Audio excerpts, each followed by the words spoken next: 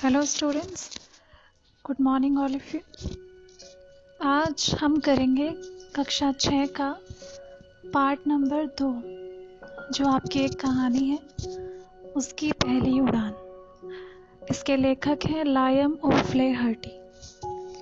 अच्छा, ये जो आपकी कहानी है, इसमें एक चिड़िया का एक बच्चा जो कि बहुत छोटा है, अभी उसने उड़ना नहीं सीखा है, उसकी मनोदशा के बारे में बताया है कि उड़ने से पहले उसके मन में एक डर है और वो डर कैसा है और उस डर की वजह से उसको क्या कठिनाइयों का सामना करना पड़ता है। तो इस पार्ट में मैं पढ़ती जाऊंगी और उसके साथ साथ ही आपको समझाती जाऊंगी।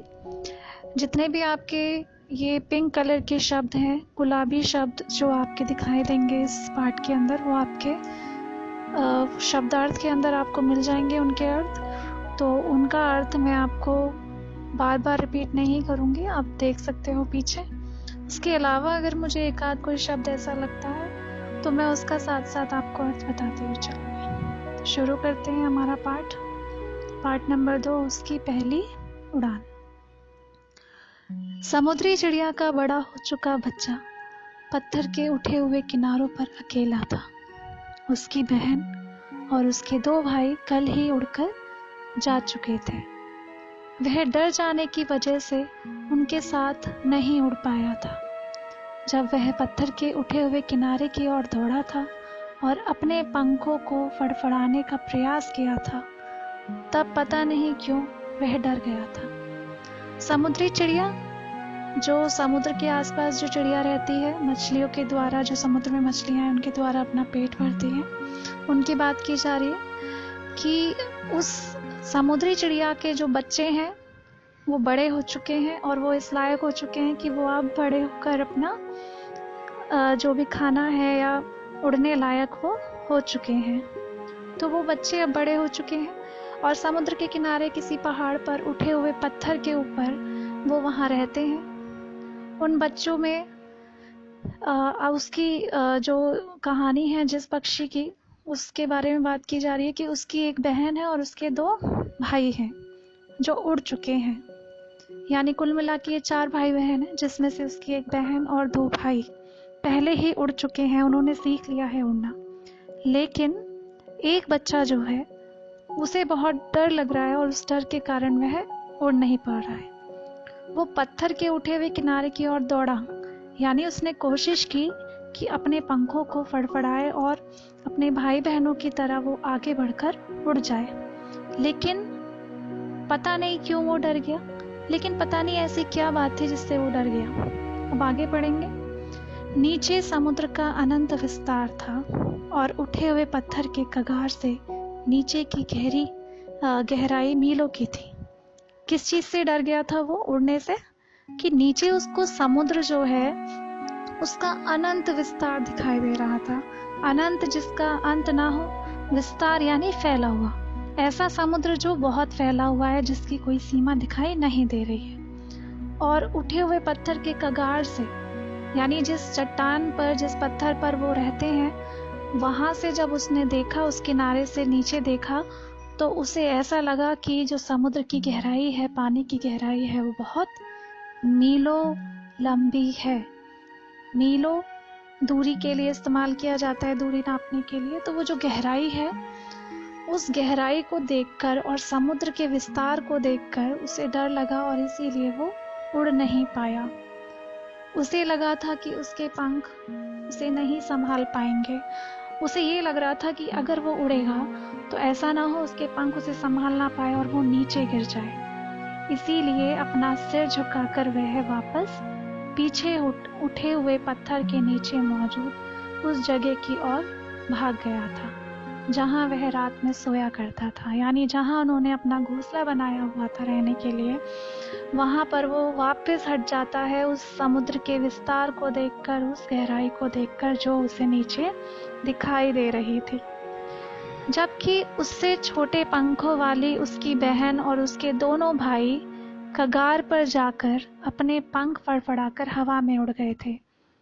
वह उस किनारे के बाद की गहराई से डर गया था और वहाँ से कूद कर उड़ने की हिम्मत नहीं जुटा पाया था। उसी के जो साथ उसके भाई बहन जो पैदा हुए, बहन जिसके पंख उससे ज़्यादा छोटे हैं, लेकिन फिर भी उन्होंने हिम्मत करके, साहस करके उन्होंने उड़ान भर ली।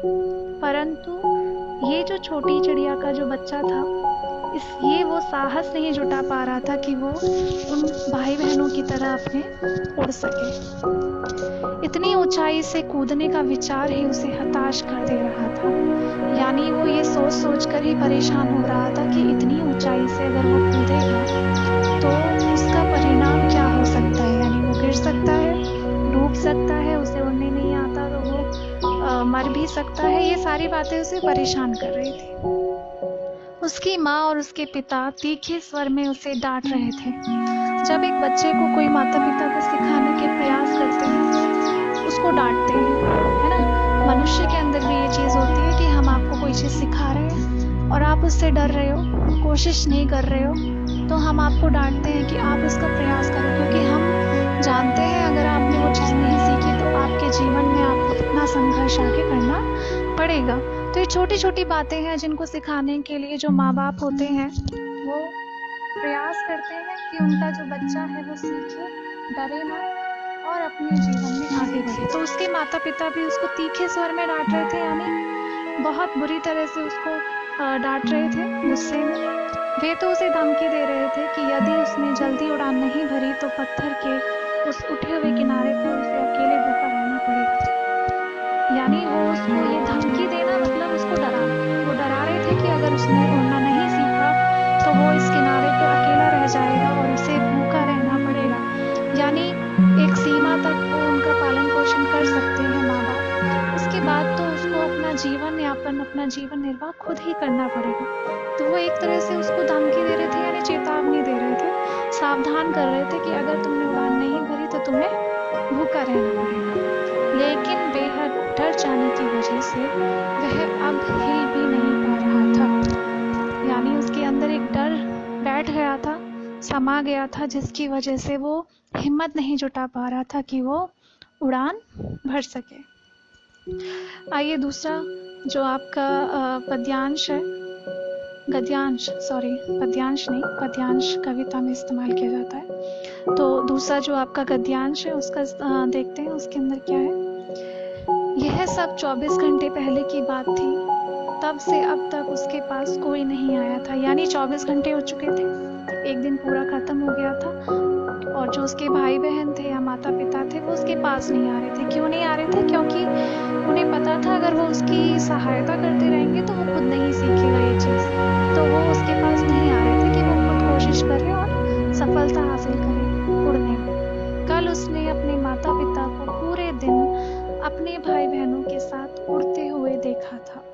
कल पूरे दिन उसके जो माता पिता थे, उसके जो भाई बहन हैं जो उड़ना सीख गए थे, उनके साथ उड़ते हुए उन्होंने देखा। क्यों? क्योंकि वो अब उन बच्चों को खाना ढूंढना सिखा रहे थे जो बच्चे उड़ चुके थे। वे दोनों उसके भाई बहनों को उड़ान की कला में माहिर बनने और लहरों को छूते हुए उड़ने का प्रशिक्षण दे रहे थे। यानी कैसे उड़ना है, उड़ान उन्होंने सीखी थी लेकिन माहिर बनना है उस उड़ान में। माहिर यानी माहिर, आप उस चीज में परफेक्ट होना, निपुण होना किसी काम में। और लहरों को छूते हुए उड़ने का प्रशिक्षण दे रहे थे कि आप जब पानी को छूओगे तो आपको ट्रेनिंग दे रहे थे कि कैसे उड़ना है, उसको पानी को छूते हुए अपना शिकार कैसे करना है जिससे वो अपना पेट भर सके। साथ ही वे उन्हें पानी के अंदर मछलियों का शिकार करने के लिए गोता लगाने की कला में पारंगत होना भी सिखा रहे थे। यानी सिखा रहे थे तुम्हें अपना शिकार कैसे करना है, गोता लगाना यानी डुबकी लगाना पानी के अंदर, और सिखा रहे थे। दरअसल उसने अपने बड़े भाई को चट्टान पर बैठकर अपनी पहली पकड़ी हुई मछली खाते हुए भी देखा था, जबकि उसके माता पिता उसके बड़े भाई के चारों ओर उड़ते हुए गर्व से शोर मचा रहे थे। यानी जो उसका भाई था उसने मछली पकड़ना भी सीख लिया था, अपना खाना ढूंढना भी सीख लिया था, और जो उसके माता पिता थे उसके चारों तरफ गर्व से शोर मचा रहे थे। यानी उन्हें बहुत प्राउड महसूस हो रहा था कि उनका जो बच्चा है वो इस काबिल हो चुका है कि वो खुद उड़ सकता है और अपना जो जीवन निर्वाह है अपने आप को खुद पालन पोषण वो कर सकता है। और इसी बात की उन्हें खुशी हो रही थी। सारी सुबह समुद्री चिड़िया का पूरा परिवार उस बड़े पठार के ऊपर हवाई गश्त लगाता रहा। पत्थर के दूसरे उठे हुए किनारे पर पहुंचकर उन सब ने उसकी बुज़दिली पर उसे बहुत ताने मारे थे। यानी जो परिवार था वो समुद्री चिड़िया का, वो बड़े पठार के ऊपर हवाई गश्त लगाता रहा। हवाई गश्त, हवा में चक्कर लगाना। उस चक्कर इसलिए लगा रहे थे कि उन्हें परेशानी हो रही थी कि क्यों आखिर वो जो दूसरा चिड़िया का बच्चा एक रह गया है वो क्यों नहीं आखिरकार कोशिश करता है।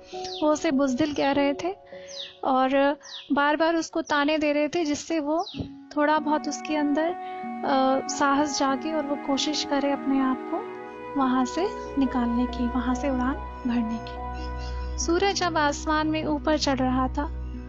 दक्षिण की ओर उठे हुए पत्थर के नीचे मौजूद उसकी बैठने की जगह पर भी तेज धूप पड़ने लगी थी। यानी जिस चट्टान पे वो बैठा था वो दक्षिण की तरफ थी और उस पर सूरज की जो रोशनी है वो सीधी पड़ रही थी, और जिससे जो वहां पर वो बैठा था वहां बहुत तेज धूप थी। चूंकि उसे पिछली रात के बाद से खाने के लिए कुछ नहीं मिला, धूप की गर्मी उसे विचलित करने लगी थी। वो कमजोर महसूस कर रहा था क्योंकि उसे खाने के लिए एक रात से कुछ नहीं मिला था, और जो धूप की गर्मी है वो उससे और ज्यादा उसे परेशान, बेचैन कर रही थी। पिछली रात उसे कगार के पास मछली की पूंछ का एक सूखा टुकड़ा पड़ा हुआ मिल गया था, किंतु अब खाने का कोई कतरा उसके आसपास नहीं था।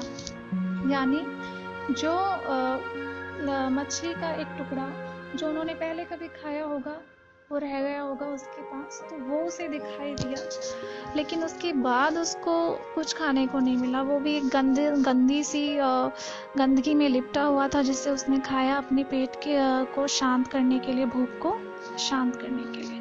उसने चारों ओर ध्यान से देख लिया था, यहाँ तक कि अब गंदगी में लिपटे घास के सूखे तिनकों से बने उस घोंसले के आसपास भी कुछ नहीं बचा था जहाँ उसका और उसके भाई बहनों का जन्म हुआ था। यानी अब वहाँ खाने के लिए कुछ भी नहीं था आसपास, जिससे उसकी जो भूख है वो शांत हो सके। भूख से व्याकुल होकर उसने अंडे के टूटे पड़े सूखे छिलकों को भी चबाया था। यह अपने ही एक हिस्से को खाने जैसा था। परेशान होकर वह उस छोटी सी जगह में लगातार चहलकदमी करता रहा था। यानी भूख इतना परेशान हो गया वो भूख से कि उसने अंडे के जो टुकड़े पड़े थे, छिलके पड़े थे जिनसे वो बाहर आया था, वो उसी का एक हिस्सा था, तो उसे खाना पड़ा क्योंकि उसको बहुत भूख लगी थी और उसके पास कुछ नहीं था खाने के लिए। उसका परिवार उसकी मदद नहीं कर रहा था, क्योंकि अगर वो मदद कर देते तो शायद वो अपना जो उड़ान है वो नहीं भर पाता। बिना उड़ान भरे वह अपने माता पिता तक कैसे पहुंच सकता है, इस प्रश्न पर वह लगातार विचार कर रहा था। यानी वो बार बार सोच रहा था कि मैं बिना उड़े क्या ऐसा कर सकता हूँ कि मैं यहाँ से अपने माँ बाप तक पहुंच जाऊँ, किंतु उसे कोई राह नहीं सूझी। उसके दोनों ओर कगार के बाद मीलों लंबाई गहराई थी और नीचे गहरा समुद्र था। उसके और उसके माता पिता के बीच में एक गहरी चौड़ी खाई थी। यदि वह कगार से उत्तर की ओर चलकर जा पाता तो वह अपने माता पिता तक पहुंच सकता था। यानी वो वहां पहुंचना चाहता था अपने माता पिता तक, जो उत्तर की ओर एक चट्टान पर बैठे थे, लेकिन उसको बीच में खाई क्या थी? समुद्र। वो समुद्र की खाई नजर आ रही थी जिस पर वो चलकर नहीं जा सकता था, उसके लिए उसे उड़ना आना जरूरी था। लेकिन वह चलता किस पर? वहां तो पत्थर थे ही नहीं, केवल गहरी खाई थी और उसे उड़ना आता ही नहीं था। अपने ऊपर भी वह कुछ नहीं देख पा रहा था, क्योंकि उसके ऊपर की चट्टान आगे की ओर निकली हुई थी। यानी जिस चट्टान पर वो बैठा था ऊपर से भी चट्टान निकली हुई थी, तो उसे आसमान नहीं दिखाई दे रहा था। तो उसे कुछ समझ नहीं आ रहा था, आगे खाई थी, ऊपर चट्टान थी, आसपास कुछ नजर नहीं आ रहा था, सिर्फ वो समुद्र और वो खाई उसे नजर आ रही थी, जिसने दृश्य को ढक लिया था। और पत्थर के उठे हुए किनारे के नीचे तो अनंत गहराई थी, जहां बहुत नीचे था हरहराता समुद्र, लहराता समुद्र, जिसमें हरी हरी उसको काई नजर आ रही है, पेड़ पौधे नजर आ रहे हैं, सिर्फ वो उसे नजर आ रहा था और कुछ वहां उसे नहीं दिखाई दे रहा था। वह आगे बढ़कर कगार तक पहुंचा। अपनी दूसरी टांग पंखों में छिपाकर वह किनारे पर एक टांग पर खड़ा हो गया। फिर उसने एक एक करके अपनी दोनों आंखें भी बंद कर ली और नींद आने का बहाना करने लगा। यानी वो नाटक करने लगा कि उसके माता पिता उसकी तरफ देखें, भाई बहन देखें और उसकी मदद करने के लिए वहां पर आए।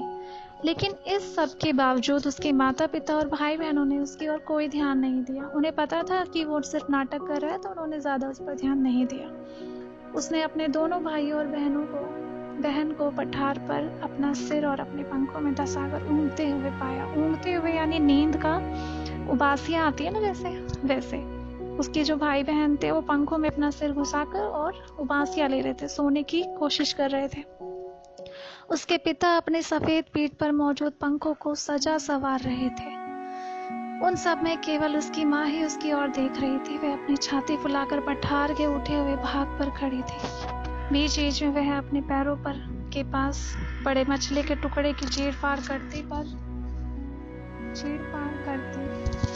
और फिर पास पड़े पत्थर पर अपनी चोंच के दोनों हिस्सों को रगड़ती। यानी रगड़ना, चोंच को इसलिए रगड़ती थी जिससे कि वो चोंच जो है उसकी जो धार है वो तेज हो जाए और वो जो खा रही है खाना, जो चीड़ फाड़ कर रही है, उसमें उसको परेशानी ना हो।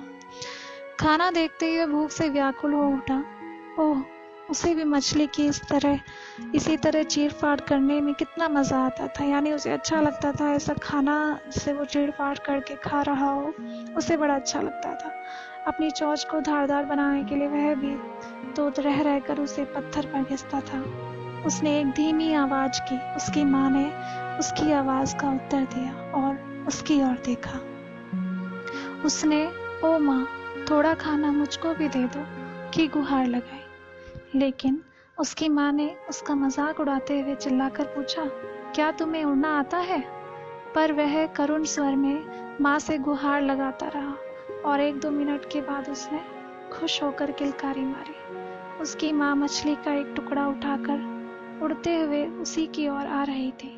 चट्टान को पैरों से थपथपाते हुए वह आतुर होकर आगे की ओर झुका ताकि वह उड़कर उसके पास आ रही माँ की चोंच में दबी मछली के नजदीक पहुंच सके। तो यहाँ पर क्या है कि उसकी जो माँ है वो उसकी मदद करना चाहती है लेकिन करती नहीं है, क्योंकि उसको पता है अगर वो मदद करेगी तो उसका जो बच्चा है कभी नहीं सीखेगा कि उसको कैसे उड़ान भरना है, कैसे उसको खाना अपना तलाशना है। तो वो कोशिश कर रही है कि जिससे उसका जो बच्चा है वो उसको देखे और उड़ने की कोशिश करे, उसका ध्यान भटकाने की कोशिश कर रही है, जिससे वो प्रयत्न करे कि उसको ये करना ही पड़ेगा, कोई उसकी मदद नहीं करेगा। माँ बाप चाहे तो मदद कर सकते हैं, लेकिन अगर वो हमेशा बच्चों की मदद करते रहेंगे तो बच्चा जो है वो कभी सीखेगा नहीं अपने आप को इस दुनिया में ढालना। तो ये बहुत ज़रूरी है कि वो अपने आप कोशिश करें अपना पालन पोषण करने की। तो आज इस वीडियो में मैं सिर्फ आपको इतना कराऊंगी। दूसरी वीडियो जो होगी हमारी, उसमें मैं आपको आपका होमवर्क और क्या आपको लिखना है इसके अंदर वो बताऊंगी। क्योंकि कहानी बहुत सीधी है तो इसमें ज़्यादा मुझे नहीं लगता कि मुझे आपको समझाने की बहुत ज़्यादा ज़रूरत है। एक स्टोरी जैसे कहानियाँ आप पढ़ते हो, ऐसे ही सीधे सीधे शब्द हैं, सारे आपके जाने पहचाने शब्द हैं। तो मैं सिर्फ रीड करके आपको पढ़ के सुना रही हूँ। एक चीज़ बहुत ज़रूरी है कि आपको रीडिंग करना बहुत ज़रूरी है। खुद रीड करोगे आप और खुद कोशिश करोगे उस कहानी को अच्छे से पढ़ने की। तो अगली वीडियो जो होगी मेरी, उसके अंदर मैं आगे का जो रह गया हिस्सा आपका, जो गद्यांश रह गए हैं आगे इस पार्ट के, उनको पढ़ाऊंगी। और जो आपका गृह कार्य है जो आपको अपनी कॉपी में करने हैं, उनके बारे में मैं उसी वीडियो में आपको लास्ट में बताऊंगी। तो पढ़ते रहिएगा अच्छे से और ध्यान से इस कहानी को पढ़ना है आपको, और ध्यान से सारे जो भी पात्र हैं इस कहानी के उनको आपको समझना है कि कौन क्या कर रहा है। ठीक है, तो ध्यान रखिए अपना और पढ़ाई पर भी ध्यान देते रहिए और टाइम से अपना सारा काम रखिए।